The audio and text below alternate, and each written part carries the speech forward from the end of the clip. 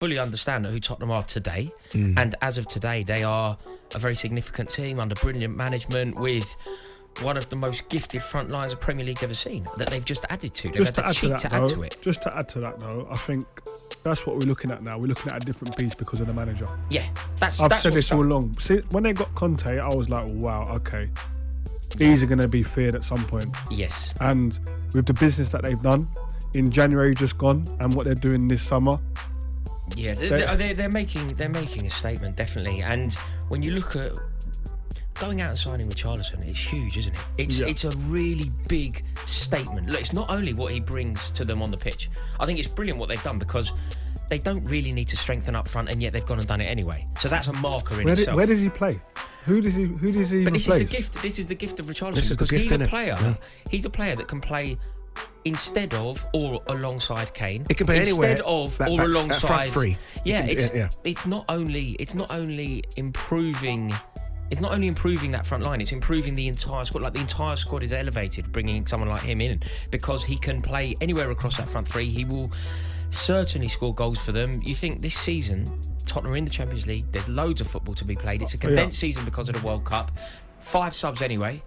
He's definitely going to feature. Not 100%. And signing players when you don't obviously need them. Like, you know when you're strong in a position and then you sign a player. Like, I remember when Chelsea won the league under Mourinho, when we won it back to back. One of the main reasons that we were so strong that time was because we had a brilliant midfield. We won the league, and then in the summer between the 2 titles, we went and bought Michael Essien. It's almost a liberty, isn't it? You didn't need Michael Essien. You had a brilliant midfield. Claude Makelele, Frank Lampard pulling the strings, whatever. You've got to sign Michael Essien. It's a real statement. So Tottenham, the fact that they've gone out and strengthened when they were already strong, it actually changes the entire perception of the club, I think. There's intent. Yeah, because usually they don't do that. They went and signed Romero, but they only did that because Alderweireld had moved on. Yeah. Or they went and signed Lo Celso, but they did that because Ericsson was moving. They had they replaced. They always replace. For me, the thing with Tottenham is how long Conte stays there for. You look at Conte's CV, and he's at a club for a couple of years, and then he goes. He might do. Then again, look, Guardiola was that, right? And then Guardiola 6 years. But what's wrong with that anyway? What's wrong with a state? What's wrong with an impact manager? You know what it is? Because the other clubs he's gone to and he's made an impact. He's won trophies there. So he's made an impact there. So even if he does stay a couple of years, it doesn't matter because we've got a trophy out of him. I don't know if he can do that with Spurs, and my only reason to think he can't is because of Liverpool and City.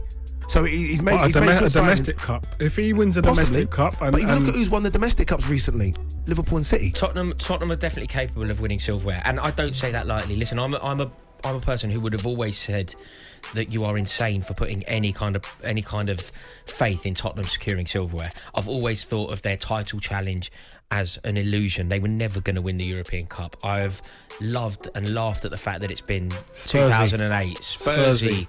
The fact that they still have to talk about Jonathan Woodgate. Two League Cups since 1991. I fully embrace who Tottenham are, but I think the arrival of Conte and Conteism, if you think of Conte as an ideology, just see what he done last year when he came in. But Conte can override Spursyism, and that's why I think they can win silverware this year. And if they ever does, I think and look, Conte's fabulous. Don't get me wrong, but the problem for Conte is Klopp and Guardiola. That's the problem. As good as Conte is, if you ask the people who the best managers in the world are, the first 2 that come out of everyone's mouth is Klopp and Guardiola. They have the biggest teams, they've got the better teams, the better squads, the bigger squads, the experience of winning trophies, and that's a big thing. The experience of winning trophies. But Conte's got that. And he will bring that to Tottenham. None of the players are. So even final, Richarlison that's come in hasn't got the experience of winning trophies. Nor does Basuma.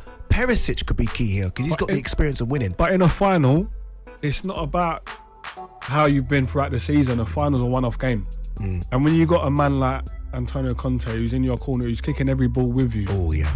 That passion that he's got. It's fantastic, isn't it? It's unbelievable. As a player on the pitch, you want to run through. You want to run through brick walls when you see that. Do you know what I mean?